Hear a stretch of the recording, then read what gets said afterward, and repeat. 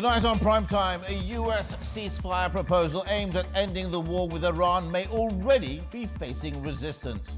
A senior Iranian official says Tehran's initial response to the plan was, quote, not positive and has been rejected. However, diplomatic contacts continue. Is diplomatic issues already running into trouble?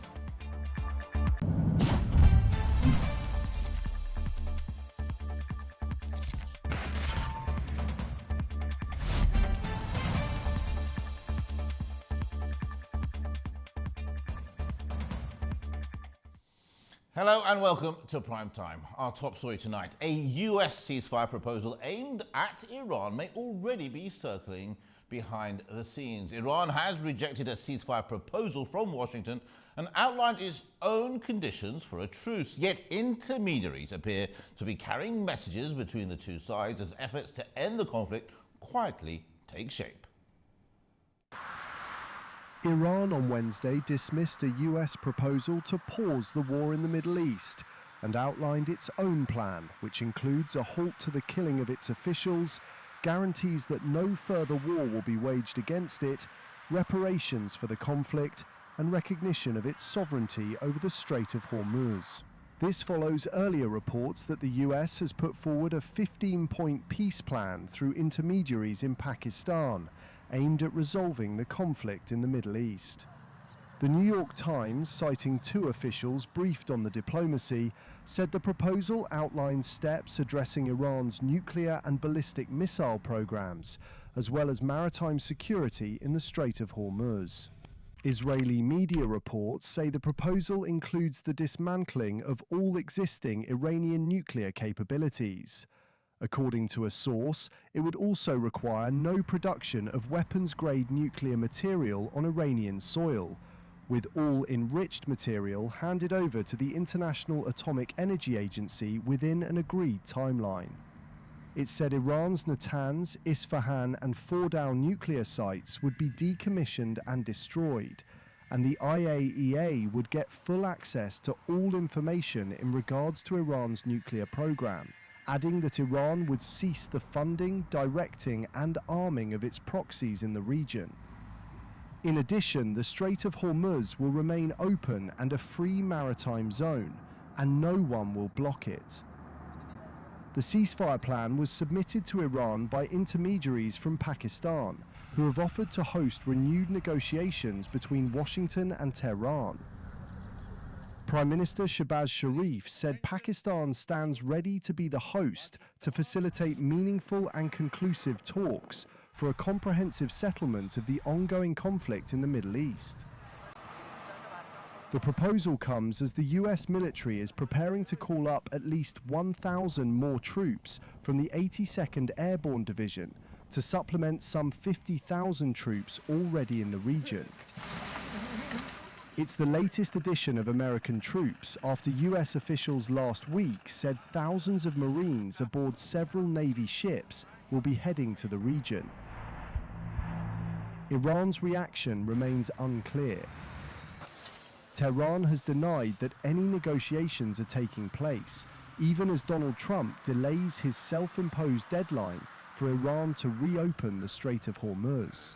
The country's chokehold on the crucial waterway has snarled international shipping, sent fuel prices soaring, and raised fears for the global economy.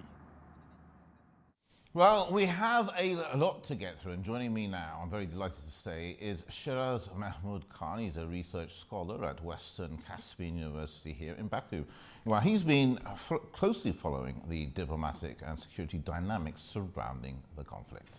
Shiraz, always a pleasure to have you in the studio. This is a really sensitive topic, I know, and we have a lot to get through, and I appreciate you joining us. I'd like to start off, if you don't mind, with the thought of the fact that Washington seems to be making the first moves, right? I mean, okay, they made the first move to Iran, immediately rejected. We've got our own plans. But when you initially saw this, is Washington trying to find an out to this war? Well, it's a mixed thing. Washington is trying to get out of the war, but at the same time, Washington is signaling the military might at the region as well. Why? Because right now the problem with Washington or Iran is that the escalation can go further up. The more they continue the war, the more they have problems in energy, in all the disruptions in the world, and the cost of living is going up.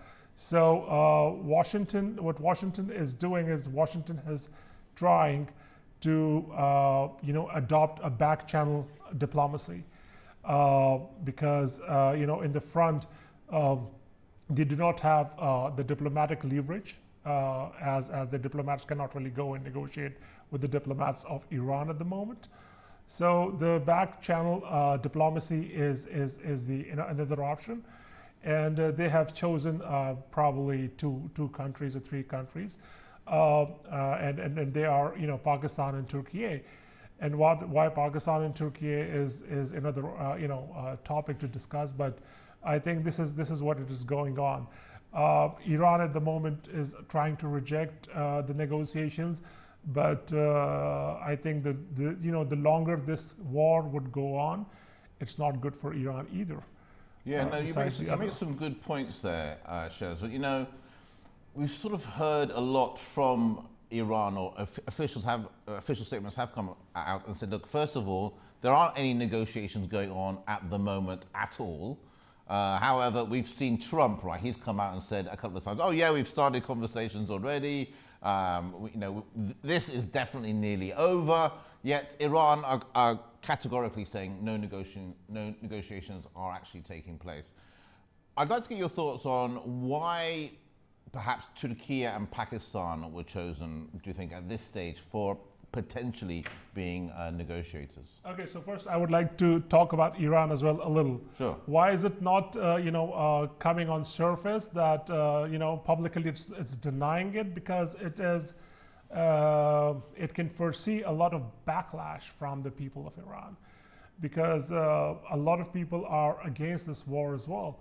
And there are people, there's a certain percentage of people who are against the government, the regime as well. So that part should be taken into consideration by the Iranian government at the moment. Yeah. So as far as Turkey and Pakistan is concerned, well, Pakistan is a very old strategic partner to U.S. It starts back in '79. When Afghan war was there. Pakistan was the front ally, the very important strategic ally to U.S. So the relationships are like for decades now. And then obviously war on terror. It was again a very, very important role Pakistan has played to curb terrorism in its own territory and beyond as well. So A is that. And second is that both of the countries are middle powers. For example, Pakistan is considered to be a middle power which is neutral at the time, friends with U.S., has very good relations with Iran at the same time, sharing a good border, old ties with Iran, and obviously the Western world as well. And obviously the third thing is that it is the security provider for the Middle Eastern countries. So that's where the Pakistan comes in, and Turkey obviously is a part of NATO. Yeah, and it's part of NATO, and it understands what the strategic importance of these things are and the military importance of these things are. So. Before we go any further, Shiraz, I want to get your thoughts. And sorry to cut on this. And another thing is that Pakistan and Turkey, being the mediators, have very good relations as well at the same time. So they can negotiate very well, and they have strategic, relations with each other as well. So when we talk about negotiations, Shiraz, Iran and the USA were already in negotiations, weren't they, before this all started? But my question is, do you think that Trump could be using this as a ploy to sort of like get Iran off guard. And then, because we're hearing troops, I mean, 50, 60, 100,000 troops are being sent to that region. I mean, would if you were Iran, will you not be suspicious right now?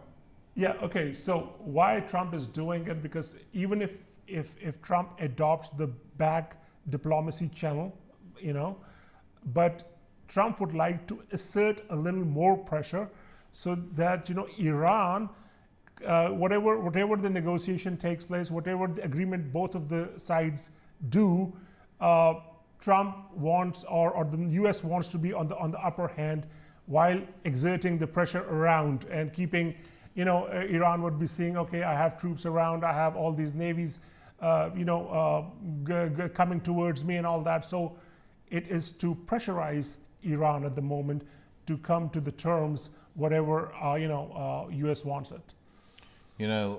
Trump has always, we know the adage, carrot and stick, Yeah. We've always seen Trump's approach to this to be pretty much more stick than carrot, always sort of using force, exactly. But one of the deals that they want, of course, is the talk of nuclear disarmament, isn't it? I mean, I think that's the main thing that Trump is worried about. He wants all of the uranium that Iran has. Iran, though, let's play devil's advocate here. Iran has said, look, you keep saying my nuclear weapons are just 2 weeks away. You've been saying this for years. But Iran is saying, I need, nuclear power for the energy of my own country. You've sanctioned me, you've cut me off from the world, and yet you won't let me have, my own energy supply. I mean, do you think Iran is ever going to soften on this topic? Well, the uranium, as far as the uranium part is concerned, that was actually a trigger that, this war has started. They're about to get the bomb in their hands in a 2 weeks time and all that. And, we should go and inspect whatever the, amount is required for their own requirement. And, above that amount, it should not exceed that amount and all that. Mm-hmm. Because if that exceeds, that goes to the, other part of the story. So the thing is that, this was the trigger. But then we should see that it's just not this thing. It's a lot of other geopolitical rivalry as well going on. Yeah. It could be a trigger. It could be one of the causes of starting the war. But obviously, Iran has its own pockets in different for Syria, Lebanon, and all that. And obviously, the Gulf countries are really concerned about their own security.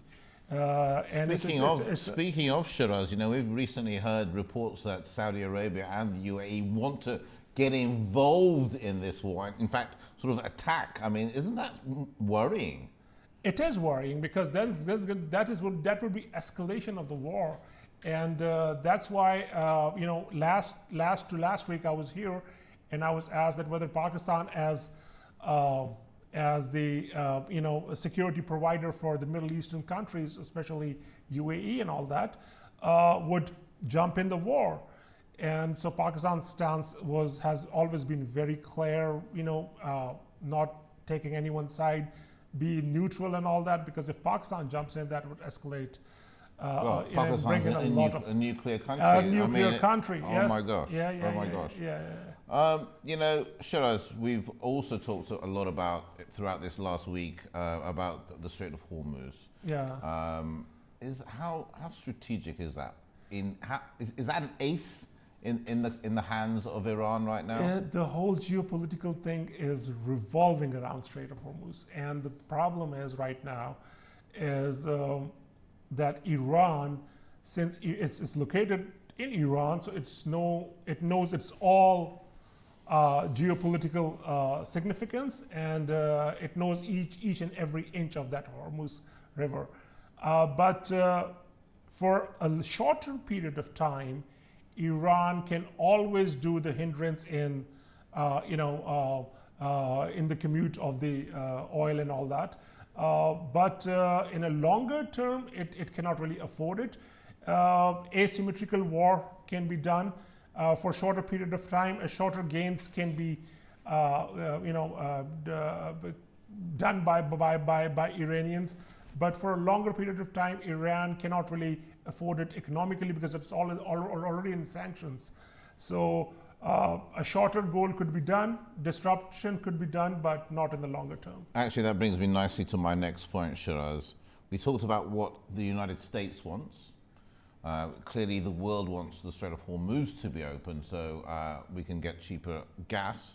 What does Iran want? Well, what does Iran want? Iran wants, I think, no bases, no U.S. bases in the Middle East. Wow. First. No Middle East bases.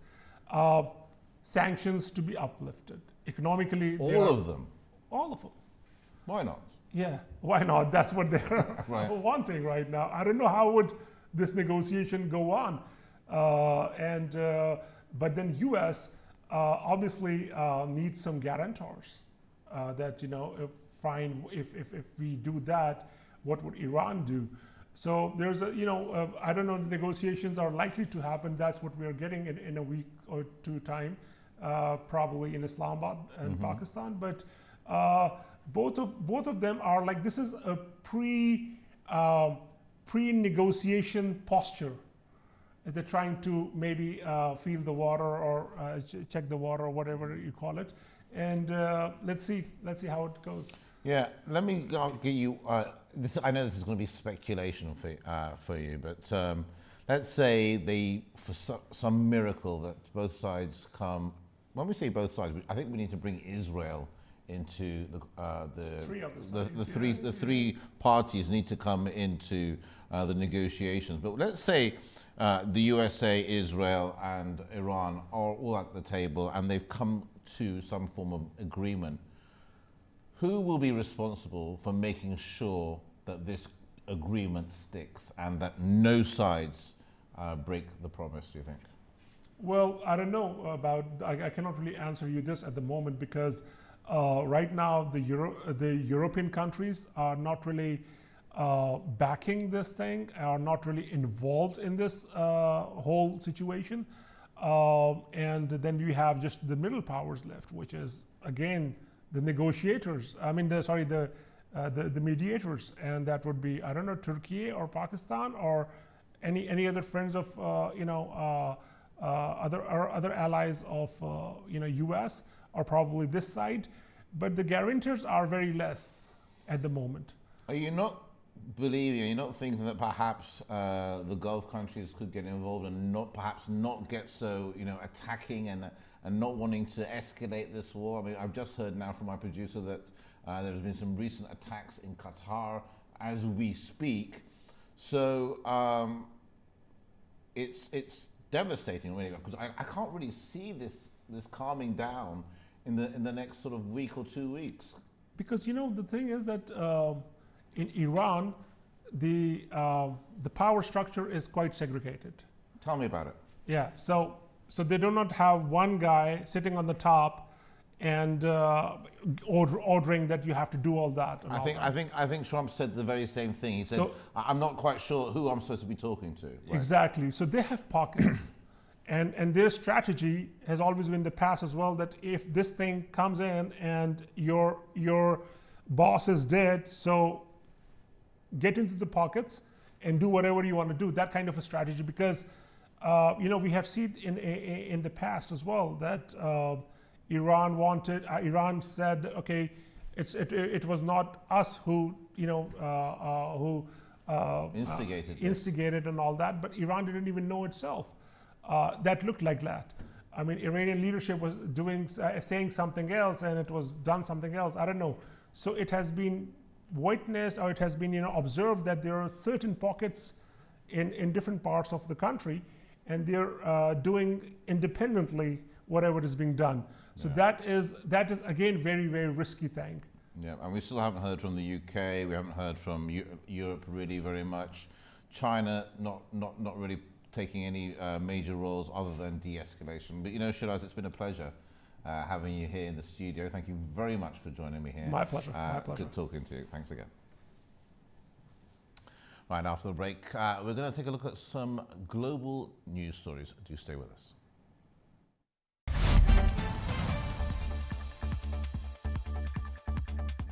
Welcome back. You're watching Prime Time. Now, as global fuel supply chains remain under pressure from the Iran war, the Philippines has become the first country to declare a national energy emergency, responding to soaring prices and growing supply risks.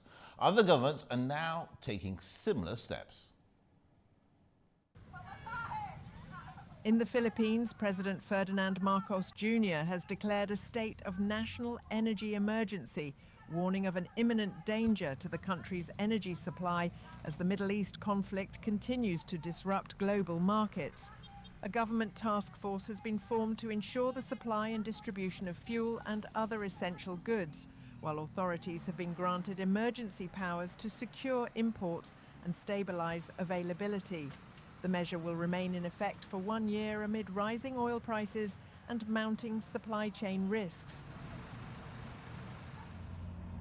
Japan is stepping up emergency measures, with Sanai Takaichi announcing the release of national oil reserves from Thursday to offset supply disruptions as part of a coordinated effort with the International Energy Agency. Global oil prices have surged to their highest since 2022 following strikes on Iran, while the closure of the Strait of Hormuz continues to disrupt key shipments. Across regions, the effects of the crisis are increasingly being felt. In Kenya, the fuel sector is under pressure, with retailers reporting supply gaps affecting around a fifth of outlets as global shortages filter into local markets. Because of the crisis that we are getting ourselves into, the market reacts to the realities, not the arrangements. And so the realities are there's a supply gap. In Chile, long queues have formed at fuel stations as motorists rush to fill up ahead of expected sharp price increases, adding strain on already stretched households. This is hitting us very hard. We depend on fuel, and we are going to do our best to make sure this price hike does not get passed on to the parents, because things are already tough enough as it is. Meanwhile, in Slovenia, the government has introduced limits on fuel purchases to curb hoarding and ease pressure on supplies. Drivers are now restricted to fixed daily amounts. As the conflict involving Iran continues to disrupt key global shipping routes, energy pressures are now spreading further across Asia. India is seeing surging fuel demand, with long queues and delays at petrol stations amid panic buying, while China is also witnessing motorists lining up ahead of expected price increases as global oil costs climb.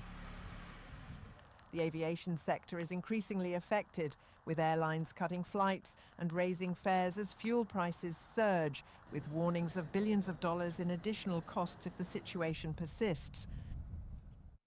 Over now to the UK, 2 men have been arrested after 4 ambulances belonging to a Jewish charity were set on fire in North London. Police say the incident is being treated as suspected arson that endangered lives. The suspects, aged 45 and 47, remain in custody for questioning. Investigators say CCTV footage indicates that at least 3 people may have been involved. Authorities had earlier described the incident as an anti-Semitic hate crime. Police say the arrests mark an important step forward in the case. The attack has not been classified as terrorism, though officers are reviewing a claim of responsibility from a group believed to have links to Iran.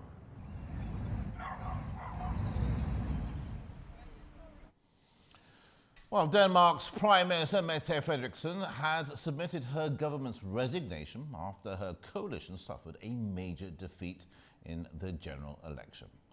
The Royal Palace confirmed the move on Wednesday. Political parties will now begin negotiations to form a new government. These talks could be difficult and may take time. It's still unclear whether Frederiksen will remain in power or if another leader will form the next government. Okay, turning to the war in Ukraine. Kyiv says it shot down more than 1,000 drones within 24 hours, describing it as one of the heaviest waves of aerial attacks since the conflict began. Ukraine's Prime Minister says the 17th century St. Andrew's Church in Lviv, part of the UNESCO World Heritage Site, was also hit in the strikes. Russia's defense minister says its forces targeted Ukrainian military and industrial facilities, including airfields, and claims it intercepted hundreds of Ukrainian UAVs. While Ukraine's President Volodymyr Zelensky says the attacks show Russia has no real intention of seeking peace, he called for stronger international pressure, warning that only significant losses could force the Kremlin to end the war. The scale of this attack clearly shows that Russia has no real intention of ending this war. And considering that Russia is also helping the Iranian regime carry out strikes across the region, the conclusion is obvious. Without additional and strong pressure on Russia, without tangible losses for them there in Moscow, they will not develop any desire to move away from the war or return to peace. It is precisely pressure that is currently lacking. On the contrary, there are signals encouraging Russia to continue what they have been doing for years, only increasing aggression. The partial easing of sanctions against Russia works in Russia's interest to continue the war. Russians will earn at least $2 billion in just these weeks from the easing of sanctions. This is dangerous for everyone. All right, we're going to take a very short break now, and after the break, we're going to take a look at Hungary and the political fallout over leaked EU meetings. Do stay with us.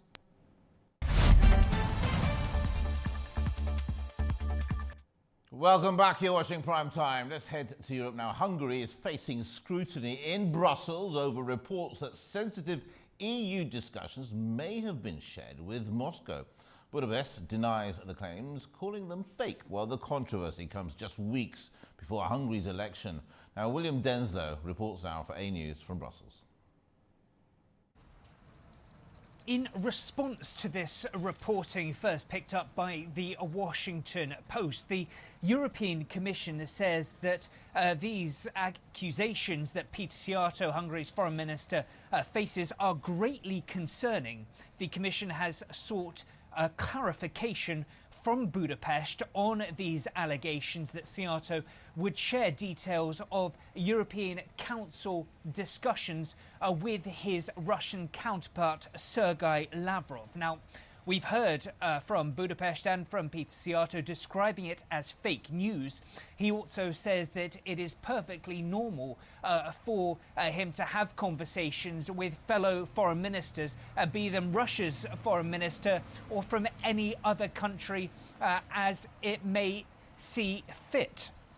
We have had a myriad of responses from European officials, including from Poland's Prime Minister Donald Tusk, saying that he is not surprised by these allegations. He even insinuates that this is why he limits what he says in the European Council meetings here in Brussels, because of these very concerns about Budapest creating an open line, an ear for the Kremlin in Moscow to get a on-the-ground account of discussions here amongst EU member states. This is also taking on a dimension ahead of Hungary's elections on April 12th. We've heard from Viktor Orban, the country's prime minister's major challenger, Peter Magyar. He says that if indeed these reports are true, he said that that would amount to treason. So certainly these incidents playing out here in Brussels across Europe and could have potential ramifications as Hungarians get set to head to the polls next month. William Denslow, Free News in Brussels. Well, let's dive into this further now. Joining me from Stockholm is Gregory Mathieu. He's a political analyst who closely follows European politics and the evolving dynamics inside the European Union. Gregory, thank you so much for joining us here today on Prime Time. I'd like to get your thoughts on this. I mean, is this really treason? Peter Szijjártó there, has he crossed the line here? Has he broken all rules when it comes to disengagement and talking with Moscow? I think it's a normal practice for a foreign minister to speak to his colleague indeed, and there is no surprise here, but the surprise is that everybody is surprised, because it is known for almost a decade now that Hungary is very much aligned with Moscow, for some reason. And the fact that the minister at the break of any meeting is calling to report is something that is not surprising at all. Brussels is potentially one of the places in the world where you can find the most spies per square meter.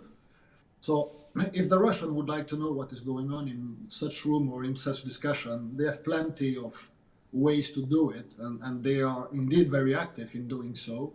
But here we are speaking about an official representative of a government that is calling to a colleague, and if it's only to report, it's one thing.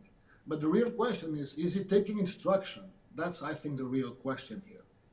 Yes, it certainly is, like you said, Brussels full of many spies there, no doubt. But, I mean, you mentioned there for a second, why would Hungary have such close ties with Moscow? Energy must be one of them. We know, I think 70 or 80% of Hungary's energy comes from Russia. Of course, we've had the problems with the Druzhba pipeline. Is Hungary now looking sort of to obviously Peter has not, the foreign minister hasn't sort of said, look, all right, it was wrong at the beginning, but is he likely to change his stance and maybe cut off ties with Sergei Lavrov now? No, I don't think so. Indeed, the energy sector of Hungary is very dependent of the supply of Russia, at around 80%. But not so long ago, Germany was also very dependent, and they changed their politics in terms of energy mix.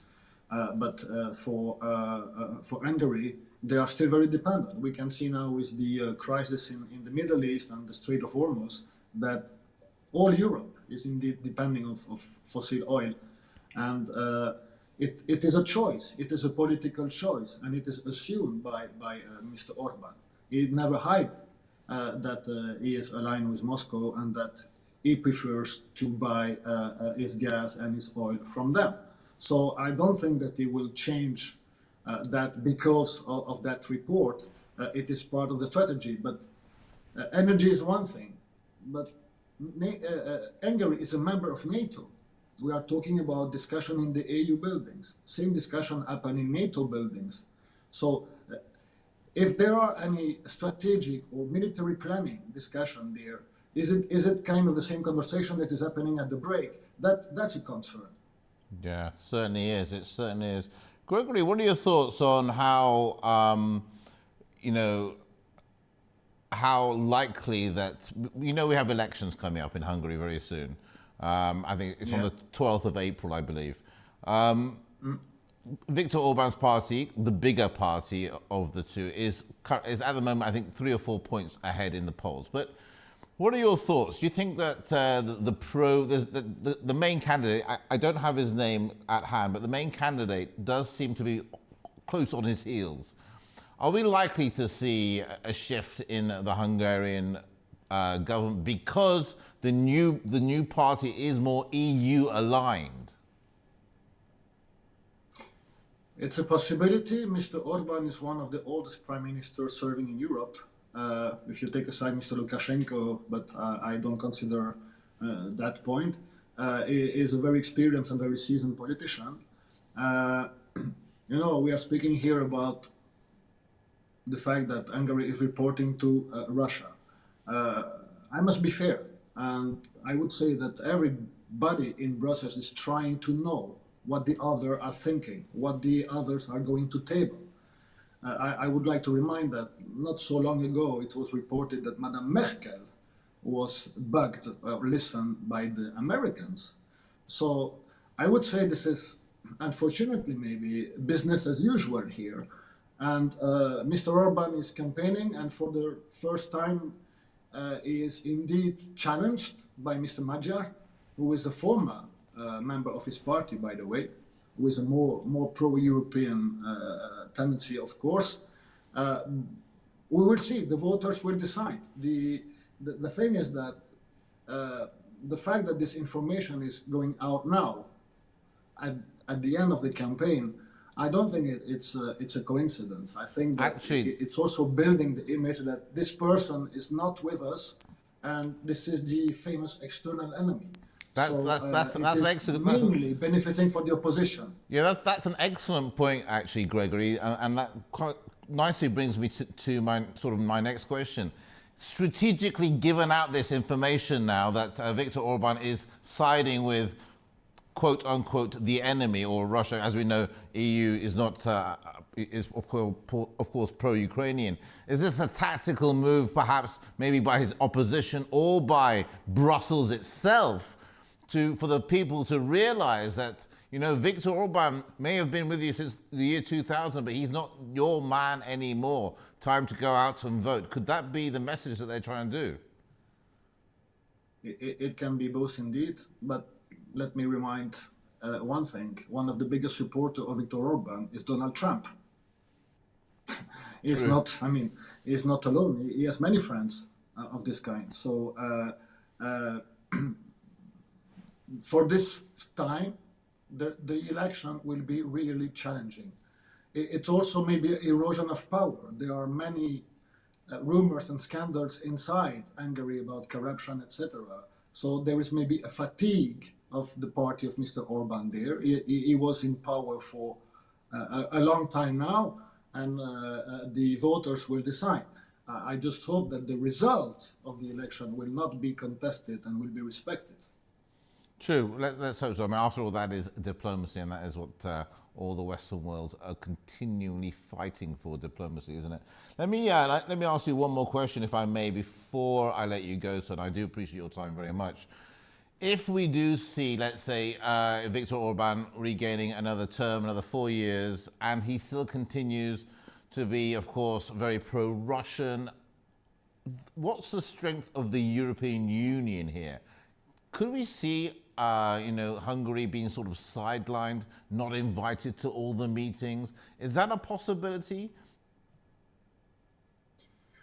It is a possibility, and according to some inside information, it's already happening. Of course, if you know that someone in the room is not loyal, is not trustable, you will not say everything. You will maybe change room, or you will wait for him to leave the room to come to the point. It may also be an intention to pollute him then with fake information when they are in the room and we know that they are reporting. So this is a very complex theater here. Hungary is a full-fledged member of the European Union. Their ministers have a full right to participate in the meetings, but it's also possible to organize side meetings, preparation meeting without them if needs to be. Yeah, very interesting. I'm going to have to leave it there. Sir, a pleasure talking to you. Thank you so much for your insight, and thanks for joining us here on PrimeTime. Thanks again. You're welcome. All right, so we're going to take a break right now. After the break, we'll check in with our correspondents from around the world, so don't go away. We'll be right back.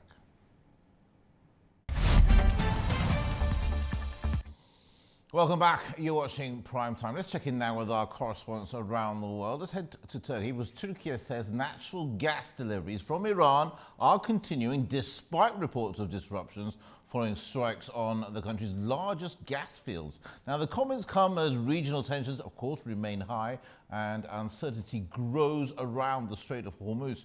Well, A-News' Adam Morrow is in Istanbul, and he sent us this report. Turkish Energy Minister Alparslan Bayraktar has denied reports that natural gas flows from Iran to Turkey had been halted, saying deliveries were continuing and supply remained secure. Speaking to reporters after a Tuesday cabinet meeting, Bayraktar said Iranian gas flows to Turkey were ongoing, adding that the country's storage facilities were currently about 71% full. Earlier the same day, Bloomberg had cited unnamed sources as saying that Iranian gas exports to Turkey had been halted following Israeli-U.S. strikes on Iran's South Pars gas field. Iran is one of Turkey's key gas suppliers, typically accounting for between 10 and 15% of annual imports. The two countries are linked via the Tabriz-Ankara pipeline, which has historically provided an important share of Turkey's wintertime gas supply, although Turkey also imports large volumes of liquefied natural gas from both Russia and Azerbaijan. President Recep Tayyip Erdogan, meanwhile, has said the ongoing closure of the Strait of Hormuz has caused significant disruptions to the global economy. Speaking to reporters in Ankara, he said the international system was undergoing what he described as fundamental change, with the emergence of what he called new alliances. Erdogan added that Turkey was navigating the regional conflict cautiously and was determined to avoid being drawn into what he called a ring of fire.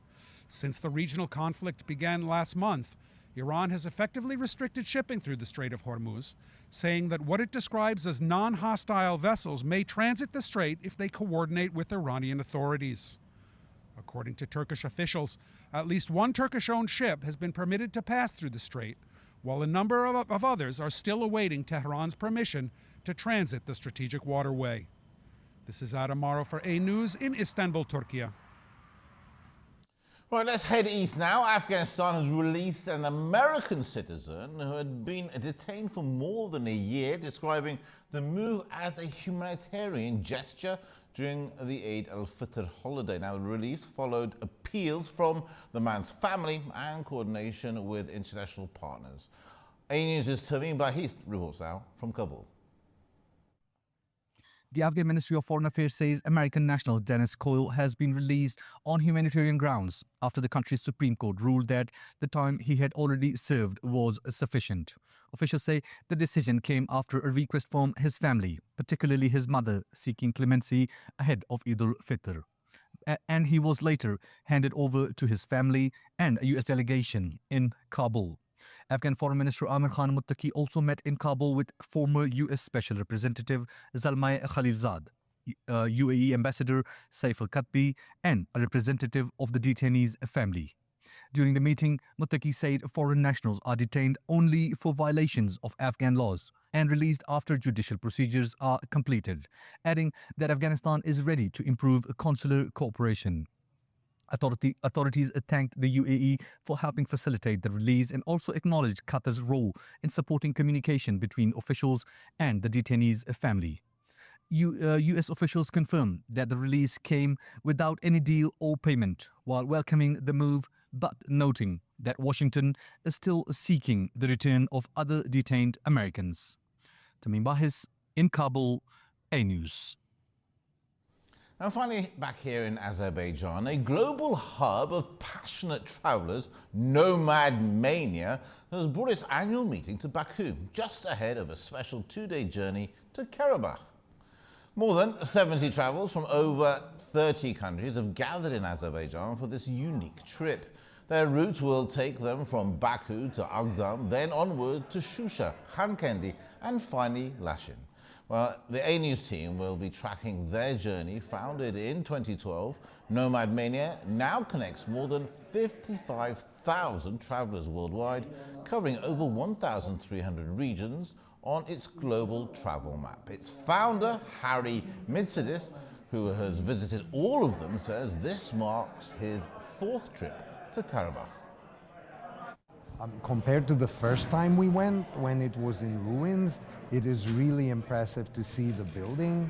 Last time we went, we saw in Fuzuli there were a lot of buildings made to repopulate the people.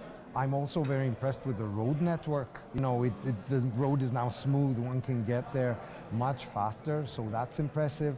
I think building 3 airports in such a territory is really quite unbelievable and unique. And I think there's now a new hotel in Lachin. We're going to experience that tomorrow evening. And that's a wrap for Prime Time tonight. Thanks for watching. And from all of us here at A News, we'll see you again tomorrow evening. Goodbye.